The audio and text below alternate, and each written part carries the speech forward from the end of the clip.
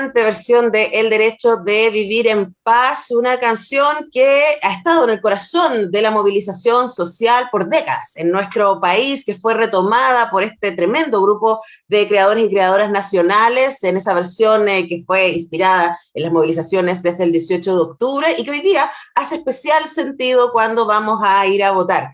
Y también creemos acá en Radio Universidad de Chile y en nuestro semáforo que vale la pena echarle una mirada a lo que han sido las propuestas de los candidatos y candidatas, especialmente a la presidencia en términos de cultura. Así que queremos saludar a Bárbara Negrón, la directora del Observatorio de Políticas Culturales. ¿Cómo estás, Bárbara? Muy bienvenida. Hola, muchas gracias por invitarme nuevamente. Acá estamos bien. Bueno, me parece excelente poder conversar contigo, Bárbara, y poder darle una mirada a, creemos que en general se ha hablado poco, acá en la radio lo hemos hablado bastante, pero nos parece Sí, importante. muy La bien. Universidad de Chile además organizó este debate en donde los temas de cultura, patrimonio, ciencia, infancia, educación estuvieron presentes, pero quisiera tu mirada experta respecto a lo que está y lo que no está en las propuestas de los candidatos y la candidata en el área de cultura, arte y patrimonio. Bien. Mira, voy a empezar por lo que me parece positivo de lo que vimos en las propuestas. Creo que la cultura ha empezado a estar un poco menos al margen en los temas. Lo vimos en los debates incluso más masivos, los televisivos, los clásicos, más presentes que antes. Antes era imposible siquiera aspirar a que estuvieran. Eh, lo vemos en los programas. Entonces creo que lo positivo es que ya es un tema que se asume que debe estar presente en los programas, que debe ponerse en el discurso de al menos algunos candidatos, así que por ese lado creo que es bueno lo que vemos. Y por otro, vemos por lo menos una cantidad importante, yo diría al menos la mitad de las candidaturas, tienen un diagnóstico bien fundado. O sea, sus propuestas están fundadas en un diagnóstico informado, claro. Eso es lo positivo. Y por otro lado, vemos, claro, que todavía persisten propuestas de cultura basadas netamente en la ignorancia o la desinformación, o yo diría básicamente en esos dos, en esos dos conceptos, lo que es muy malo porque políticas públicas desinformadas, eh, nefastas, son siempre nefastas. La política pública basada en información, en evidencia, tiene siempre mejores posibilidades. Entonces, claro, veíamos como varios niveles. Hay un nivel cero, menos uno, que es el del candidato Artés, porque no tiene absolutamente nada de cultura. Eso es como la... Pero hoy día ya es lo anómalo, ¿no? No tiene absolutamente nada, ni una palabra, y eso sorprende. No sé por qué podría haber desechado completamente este ámbito, pero creo que es la anomalía. Y luego yo situaría en un menos uno, un poquito más de un cero, ¿no? O no, a ver, primero menos uno, Arte, después cero, nivel cero, la de Cast y la de Parisi, porque esas son las basadas absolutamente en desinformación, medidas totalmente, no sé, basadas en suposiciones, en prejuicios, en ideas, pero sobre todo en mala información o derechamente en lo que uno supone de las cosas. Por ejemplo, en el de CAS nos llamó mucho la atención uno que hablaba de eliminar el lenguaje inclusivo, como si en alguna institución del Estado hubiese alguna dirección en ese sentido. No existe ninguna institución o entidad del Estado que se dedique a promover un tipo de lenguaje. Eso no hay. Entonces no veo de qué manera un gobierno podría eliminarlo. excepto que se dedicara a perseguir a los ciudadanos que hablan con E, que agregan, no sé, distintas formas de lenguaje inclusivo. Entonces eso ya es desconocer la institucionalidad.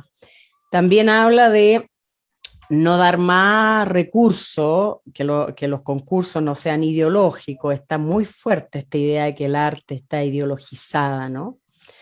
Que es raro pensar que el arte sea neutro, sea como una especie de material sin contenido. Ya eso es como una locura, ¿no? Entonces, habla de no traspasar más a fundaciones como la Fundación Allende y la Fundación Frey, desconociendo que a través de esas fundaciones se financian museos muy importantes, Museo de la Solidaridad, por ejemplo, que tiene una colección de arte contemporáneo única en nuestro país. Entonces, seguramente única en el mundo, diríamos. Exacto, en Pero el Bárbara, mundo. quizás lo que resume, y para mí fue muy impactante leer esa propuesta, ¿cierto? Y además que lamentablemente como decidió no asistir al debate de la Universidad de Chile, no le pudimos preguntar. Claro. Y ahí hay un tema que es súper contradictorio, porque por un lado, la derecha, de hecho lo que acaba de pasar en Las Condes, ¿cierto? Con Teatro Mil, Teatro Mil. instala la idea de que el arte es ideológico, cosa que es cierto, siempre lo es, claro, pero que censurar ese arte no es ideológico. Claro. Es súper contradictorio, porque esa decisión obviamente es ideológica, decir, no queremos que se muestre otro. Y además había una palabra en la propuesta de Kass que a mí me llamó mucho la atención, especialmente refiriéndose a TVN, y a asegurar el desarrollo de contenidos edificantes. Edificante. Y yo me preguntaba, ¿qué diablo significa eso? ¿Y quién está en condiciones de definir, ¿no? ¿Qué vendría a ser edificante? Exacto, eso siempre es una trampa. Hay señales muy preocupantes, tanto en lo que tú refieres a lo que pasó con Teatro a Mil, como en el programa. Más que es verdad, el tema de la censura, todas estas formas como vamos a priorizar lo edificante o los valores, te llevan de alguna manera a censurar, porque estableces que hay temas que son mejores que otros, lo que ya necesariamente es un camino que te conduce a la censura. Pero a mí más me llamó la atención. Ideológica. Exacto, absolutamente, ideológica. Pero más me llamó la atención la ignorancia, más incluso que como la maldad, ¿no? Como las ganas de censurar. Creo que es más bien un programa que demuestra que las personas que lo hicieron no conocen para nada ni la institucionalidad, ni la normativa, ni la legislación, ni siquiera la Constitución que defienden, porque la Constitución actual protege y evita la censura previa, ¿no? Entonces, muchas de las medidas que propone estarían fuera de la Constitución, pero hay algo alarmante en todas estas señales, algo alarmante. Ya hace unos años en Brasil, antes de Bolsonaro, un colega nos empezaba a advertir las señales que empezaba a verse de censura en Brasil, donde se habían cuestionado fuertemente y se habían logrado cerrar exposiciones con temáticas feministas. Es preocupante porque reducción de fondos significativa, además para proyectos. Yo conozco varios amigos y amigas cineastas en Brasil que comentaban eso, o sea, como simplemente desaparecieron los fondos de desarrollo de proyectos. Exacto, es muy preocupante y estas señales se empiezan a ver mucho antes que se concreten medidas tan drásticas como eso, pero creo que estamos presenciando las mismas señales de censura y la diversidad de los contenidos y de las prácticas son los que aseguran un desarrollo cultural sano. Creo que eso es uno de los valores más importantes que hay que sostener. Pero, repito, creo que es más ignorante que malvado, por ponerlo de alguna manera, que como, Eres no bien pesada, sé, eres bien pesada, Bárbara Negro, hay que decirlo.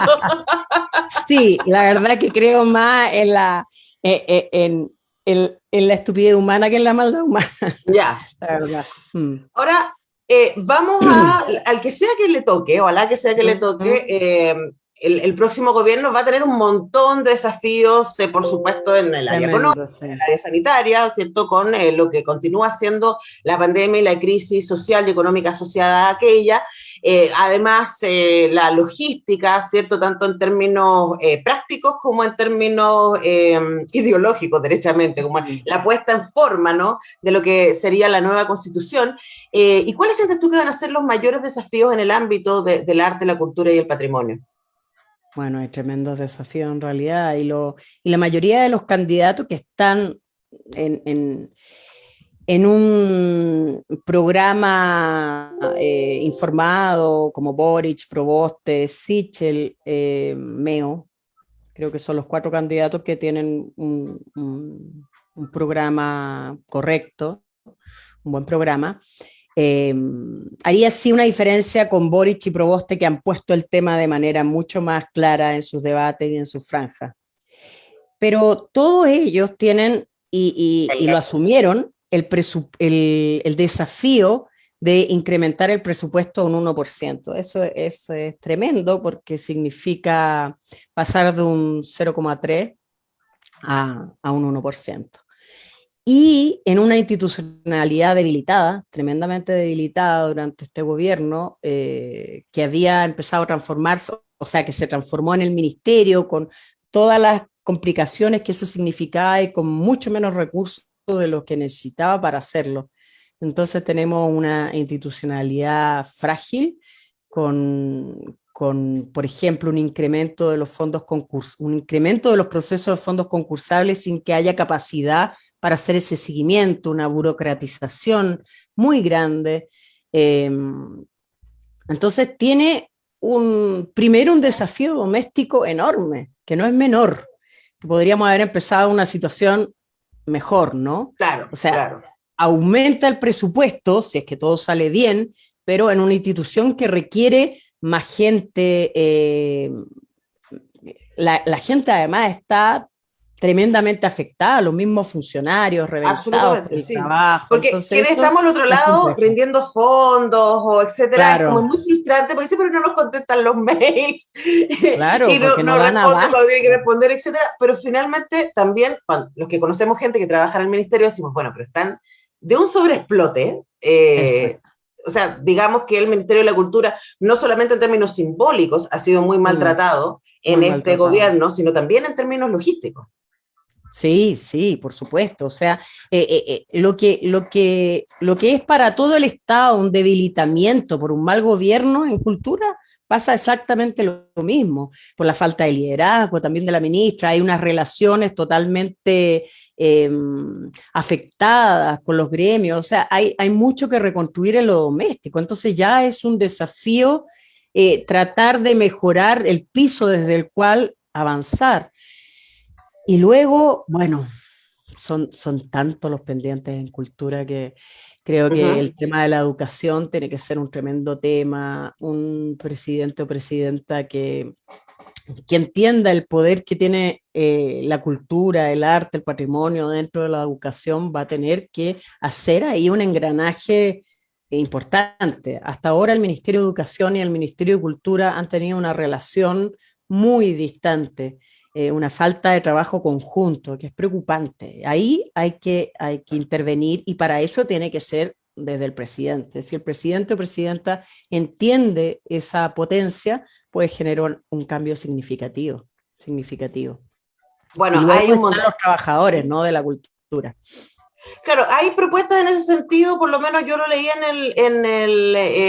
las propuestas de Boric, que había Mm, también como la idea, y también Sichel dijo algo al mm, respecto, ¿no? La idea de proteger y darle nuevo estatus a los trabajadores y las trabajadoras de cultura, pero sí. también, Bárbara, y para cerrar, ¿no? Me parece que hay una Mm, tensión muy potente entre, o sea, todos son trabajadores y trabajadoras de la cultura, no todos son trabajadores y las trabajadoras de las industrias culturales. Y ahí también se produce una cuestión, me parece, porque no todo arte es medible en términos de un emprendimiento, diríamos, que es un poco la propuesta de Claro. Sichel, ¿no? En la lógica de la industria naranja, que por supuesto es importantísima, que hoy día aporta Importante. 2,2% del PIB, es súper importante en términos de aporte a la economía nacional, pero también hay un montón de arte que no es medible en ese sentido, como por ejemplo, como nosotros lo comentábamos en el debate con la Paula Molina, los sitios de memoria. Ah, Entonces, claro. ¿qué hacemos ahí, no? Claro, claro, claro. Sí, sí, hay que aplicar la herramienta de medición adecuada para cada, para cada actividad. Ahí se pueden aplicar, por ejemplo, no sé, formas de medir que no sean económicas, pero sí al aporte que pueden hacer en otros campos. Eso todavía sigue siendo algo que se está desarrollando, pero yo creo que incluso en otros países se ha llegado a medir económicamente el aporte de las bibliotecas. De las Claro, bibliotecas. Eso imagínate. es interesante en el sentido de cuánto retorna cuando tú inviertes en una biblioteca, cuánto retorna en un museo, cuánto retorna. Y hasta ahora el retorno siempre es más en lo que Por ahorras en supuesto. educación, en lo que ahorras en un montón de otras variantes, que todavía no están desarrolladas, pero que efectivamente es así. Entonces, mira, un presidente o presidenta que intuya al menos la importancia que tiene la cultura puede ser significativa. Porque hasta ahora Bueno, hemos visto que el presidente, más que el ministro, es el que influye en el desarrollo cultural. bueno, y además nos quedamos con esa idea, ¿no? Un presidente o presidenta que entienda que no es gasto en cultura, es inversión. Exacto, exacto. En cultura y por lo tanto en paz social, en democratización, en espacio para pensarse, para mirarse críticamente, etc. Bárbara Negrón, directora del Observatorio de Políticas Culturales, muchas gracias nuevamente por la generosidad que siempre tienes con Radio Universidad de Chile de compartir la mirada experta que ustedes llevan desarrollando muchos años estudios y análisis respecto a lo que está sucediendo en políticas culturales. Así que muchas gracias, Bárbara, que tengas un súper buen día. Gracias a ustedes por incluir siempre la cultura dentro de las reflexiones. Por supuesto, es central. Nosotros